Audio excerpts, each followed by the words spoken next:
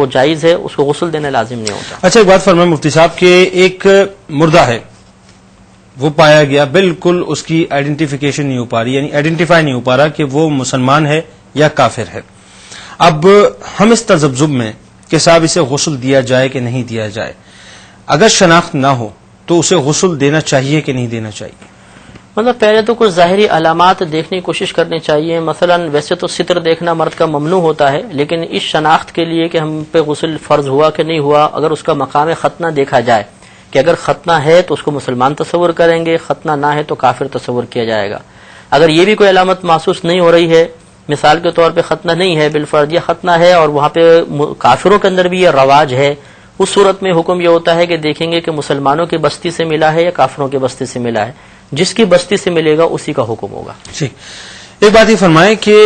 ایسا بھی ہوتا ہے کہ بعد غسل ناک اور کان یا منہ وغیرہ میں جو ہے روئی رکھ دی جاتی ہے، عموماً لوگوں کا یہ وتیرہ ہوا کرتا ہے، تو ایسا رکھنا کیسا ہے؟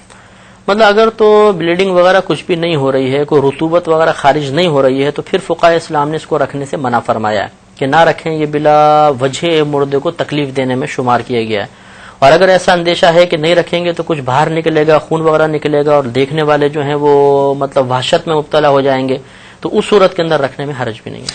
اچھا غسل دے دیا، اب غسال جو ہے اس کے لیے کیا حکم ہے؟ آیا کہ اسے غسل کرنا چاہیے کہ نہیں کرنا چاہیے؟ لیکن اس پہ کافی پہلے بھی ہمارے کے پروگرامز میں بحث ہوئی ہے کہ جب جنابت طاری ہو جائے اور انسان غسل کرے تو اس کے بدن سے جو پانی لگ کر گر رہا ہے، اگر جسم پر کوئی اور ظاہری نجاست نہیں جیسے احتلام کے خطرات یا خون وغیرہ، تو یہ گرنے والا پانی حقیقتاً ناپاک نہیں ہوتا، اس کو مستعمل یا استعمال شدہ کہتے ہیں، اور یہ پانی حقیقتاً ناپاک نہیں ہے۔ تو مردے کو بھی جب غسل دیتے ہیں، مرتے ہی انسان پر حکم جنابت طاری ہو جاتی ہے، اور اب یہ جو غسل دیا جا رہا ہے یہ پانی اس جنابت کو اپنے ساتھ لے کر جا رہا ہے۔ تو جنابت چونکہ کوئی حقیقی نجاست تو ہے نہیں، حکمی نجاست ہے، لہذا یہاں پر بھی حکم یہ ہوگا کہ وہ پانی ناپاک نہیں ہے، لہذا جب ناپاک نہیں ہے تو غسل دینے والے کا بدن وغیرہ آلودہ نہیں ہوا۔ ہاں مستحب فقہاء اسلام نے یہ لکھا ہے کہ وہ چاہے تو بہتر ہے کہ غسل کر لے، لیکن نہیں بھی کرے گا تو چونکہ اس کا بدن ناپاک نہیں ہے تو اس کو غسل کی حاجت نہیں۔ اچھا اب آتے ہیں ایک بڑے امپورٹنٹ مسئلے کی طرف۔ ہر شخص نے مرنا ہے اور ہر شخص نے مر کے جو ہے قبر میں جانا ہے، اللہ تبارک و تعالیٰ کے حضور حاضر ہو کے حساب دینا ہے۔ غسل کا جو موقع ہے بہت سے لوگ یہ چاہتے ہیں کہ وہ غسل دیں، شرع اس حوالے سے کیا کہتی ہے کہ کسی مسلمان کو کوئی ایسا حکم لاگو ہوتا ہے کہ صاحب اسے زندگی میں ایک مرتبہ کسی کو غسل دینا چاہیے یا نہیں دینا چاہیے، یا کچھ ایسا خشیت کے لیے یا خوف کے لیے اس طرف رجوع کرنا چاہیے؟ مطلب نبی کریم صلی اللہ علیہ وسلم نے ترغیب تو اس کے ارشاد فرمائی ہے کہ مردوں کو غسل دو، اس سے عبرت حاصل ہوگی، تو بہتر یہ ہے کہ اپنی زندگی میں کم از کم ایک مرتبہ مردے کو غسل ضرور دینا چاہیے، لیکن یہ ہم پہ فرض یا واجب نہیں ہے، بہتر ہے کہ ہم دے لیں، اگر خود دینا نہیں آتا تو ہم کسی کی مدد بھی لے سکتے ہیں۔ اور ویسے فقہاء اسلام نے لکھا کہ میت کو غسل اس کے قریب ترین رشتہ دار دیں، یہ بہت افضل ہوتا ہے، کیونکہ جتنی محبت اور پیار سے قریبی رشتہ دار نہلائے گا، اجنبی اتنی محبت لگن سے اور توجہ کے ساتھ نہیں نہلائے گا، تو اس لیے قریبی رشتہ دار اس کو غسل دیں، بہت زیادہ افضل اور اولیٰ ہے۔ اور لیکن ہونا یہ چاہیے کہ وہ مکمل مسائل جانتے ہوں، اگر بالفرض قریبی رشتہ دار ہیں اور مسائل وغیرہ ان کو معلوم نہیں تو پھر اس شخص کو فوقیت دیں جو مسائل جانتا ہو، تو اس لیے ایک دفعہ کم از کم زندگی میں ضرور غسل دینا چاہیے۔ اب ہوتا یہ ہے کہ زندگی کے اندر تو ہم بڑے لپٹتے چپٹتے ہیں، لیکن جہاں انسان مرتا ہے تو اس سے ڈرنا شروع کر دیتے ہیں، حالانکہ زندگی میں شاید وہ کبھی خطرناک ہو جائے، مار پیٹ بھی لے، اب تو بیچارہ بالکل وہ ہمارا ایک طرح سے محتاج ہو گیا،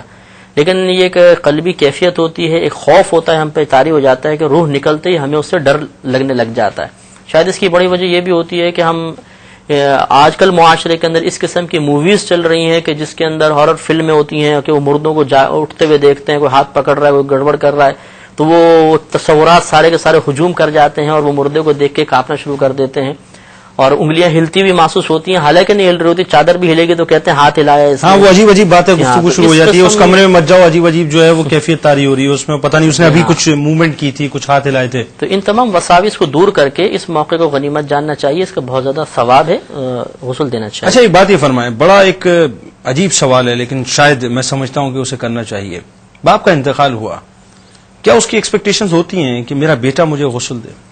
جی ہاں، نبی کریم صلی اللہ علیہ وسلم ارشاد فرماتے ہیں کہ جب مردے کا انتقال ہو جاتا ہے تو وہ احساس و شعور رکھتا ہے. جو اس کو غسل دے رہے ہیں ان کے بارے میں بھی وہ جانتا ہے کون مجھے غسل دے رہا ہے. اسی طرح حتیٰ کہ جب اسے قبر میں اتار دیا جاتا ہے تو یہ حدیث پاک موجود ہے کہ سرکار فرماتے ہیں کہ جب اس کی قبر کے اوپر اس کا قریبی رشتہ دار یا محبت کرنے والا آتا ہے تو مردہ بہت زیادہ انسیت محسوس کرتا ہے. تو اب جب بیٹا خود باپ کو غسل دے رہا ہوگا اور اس کو مسئلے بھی معلوم ہیں تو یقینی سی بات ہے کہ اجنبی کے مقابلے میں باپ بیٹے سے زیادہ مطلب انسیت بھی محسوس کر رہا ہوگا، اس کو سکون بھی مل رہا ہوگا اور رحمتوں کو نزول بھی متوقع ہے کہ زیادہ ہوگا. اچھا، آپ نے فضائل تو اس کے بتائے غسل دینے کے، لیکن میں چاہوں گا آپ اس کے تھوڑا سا یہ بھی فرمائیے کہ اس کا اجر کیا ہے. مطلب اس میں باقاعدہ اجر کی کوئی حدیث پاک اس وقت میرے ذہن میں تو نہیں ہے، لیکن یہ ضرور ہے کہ جب انسان کسی کی حاجت میں کام آتا ہے تو نبی کریم صلی اللہ علیہ وسلم نے ارشاد فرمایا کہ جس نے کسی کی حاجت پوری کر کے اسے خوش کر دیا، جیسے قریبی گھر والے ہوتے ہیں، کوئی نیک پرہیزگار آ کے غسل دے جائے تو بہت خوش ہوتے ہیں کہ باعث برکت ہوگا، اور حضرت کے ہاتھوں سے غسل دیا تو باعث برکت ہے. تو سرکار فرماتے ہیں کہ جس نے کسی مسلمان کی حاجت پوری کر کے اس کو خوش کیا تو اس نے مجھے خوش کیا، اور جس نے مجھے خوش کیا اس نے اللہ تعالیٰ کو خوش کیا، اور جس نے اللہ کو خوش کیا اس کے لیے جنت ہے. تو ہو سکتا ہے کہ یہ غسل دینا ہمارے لیے دخول جنت کا سبب بھی بن جائے. بڑا اہم مسئلہ ایک ہے مفتی صاحب کہ انتقال ہوا، ہاسپٹل میں انتقال ہو گیا. عمومی طور پہ ایسا ہوتا ہے کہ صاحب وہ کولڈ اسٹوریج میں جو جا کے میت کو رکھوا دیا کرتے ہیں، اور ڈپینڈ کرتا ہے کہ صاحب وہ چونکہ مہمانوں نے آنا ہے، تمام جتنے بھی رشتہ دار ہیں انہوں نے آنا ہے، وہ جمع ہوں گے، مجتمع ہوں گے، تو جناب وہ کولڈ اسٹوریج روم سے جو ہے میت کو لایا جائے گا اور اس کے بعد گھر پہ لا کے غسل دیں گے. یہ جو موت سے لے کر اس کے بعد یہ غسل تک کا جو پیریڈ ہے، اس ڈسٹینس کے حوالے سے آپ کچھ کہنا چاہیں گے؟ بیچ میں جو ایک وقت ہمارے یہاں ضائع ہوتا ہے. جی ہاں، اس میں تو ایک مسئلہ وہی ہے کہ نبی کریم صلی اللہ علیہ وسلم نے مردے کو جلدی غسل دینے اور جلدی دفنانے کا حکم ارشاد فرمایا، تو اس طریقہ کار میں اس حکم کی مخالفت بھی ہے. دوسرا کہ کولڈ اسٹوریج کے اندر زندہ آدمی کا کھڑا ہونا بہت دشوار ہوتا ہے، اتنی شدید ٹھنڈ ہوتی ہے. تو نبی کریم صلی اللہ علیہ وسلم کے حدیث پاک کے مضمون کے مطابق کہ مردے کی ہڈی توڑنا بالکل ایسا ہے جیسے زندہ کی ہڈی توڑنا، یعنی وہ بھی باقاعدہ تکلیف محسوس کرتا ہے. تو اس لیے اس کو ٹھنڈے مقام پہ رکھیں گے تو شرعی لحاظ سے وہ تکلیف محسوس کر رہا ہوگا، اور بلا عذر اس طرح اپنی میت کو تکلیف میں مبتلا کرنا یقینی سی بات ہے فطرت کے بھی خلاف ہے، اور شریعت نے بھی اس سے منع فرمایا ہے، تو غیر مناسب فعل ہے. اچھا، ایک بات فرمائیے کہ فرض کیجئے ایک شخص ہے، اس نے جناب وصیت یہ کی کہ مجھے پاکستان میں ہی دفنانا، اور اس کا انتقال ہوتا ہے امریکہ میں. اب امریکہ میں جس وقت اس کا انتقال ہوا، کیا غسل اس وقت اسے وہیں دیا جائے گا؟ اگر وہیں دیا جائے گا تو پھر یہ جو ڈسٹینس کور کر کے 24 گھنٹے اس کا جو ڈسٹینس ہے وہ کور کر کے جب وہ پاکستان میں آئے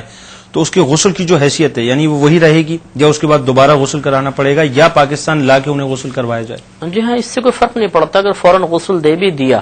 اور کافی طویل عرصے کے بعد اس کو دفنایا تو غسل پہ کوئی فرق نہیں پڑے گا. ہاں، اتنا ضرور ہے کہ اگر اتنے طویل عرصے رکھنے کی وجہ سے اس کے بدن سے کوئی نجاست وغیرہ کا خروج ہوا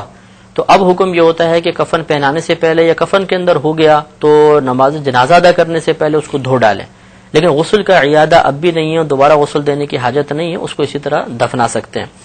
اور دوسری بات یہ ہے کہ یہ تو چلنے باہر کا معاملہ ہے. اگر بالفرض بعض ایسے ہوتے ہیں جو مکے اور مدینے میں ان کا انتقال ہوتا ہے اور وہ وصیت کر دیتے ہیں کہ ہمیں اپنے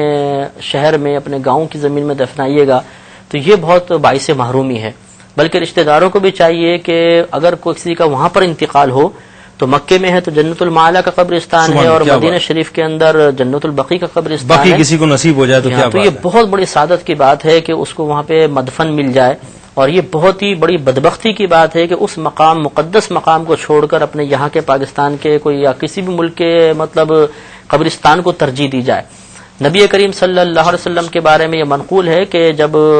سور پھونکا جائے گا تمام عالم فنا ہو جائے گا، اور پھر اللہ تبارک و تعالیٰ اسرافیل علیہ السلام سے دوبارہ فرمائے گا سور پھونکیں، تو اب یہ سور پھونکنا ہوگا سب کو اٹھانے کے لیے. تو نبی کریم صلی اللہ علیہ وسلم کی حدیث پاک ہے کہ سب سے پہلے میں اپنی قبر سے اٹھوں گا، پھر ابو بکر اٹھیں گے، پھر عمر اٹھیں گے، اور ان کے ہاتھ میرے ہاتھوں میں ہوں گے. اس کے بعد جنت البقیع اور جنت المعلا کے قبرستان کے مردے اٹھیں گے. تو گویا کہ وہ نفوس قدسیاں ہیں جو سب سے پہلے اپنے نبی پاک کی زیارت سے مشرف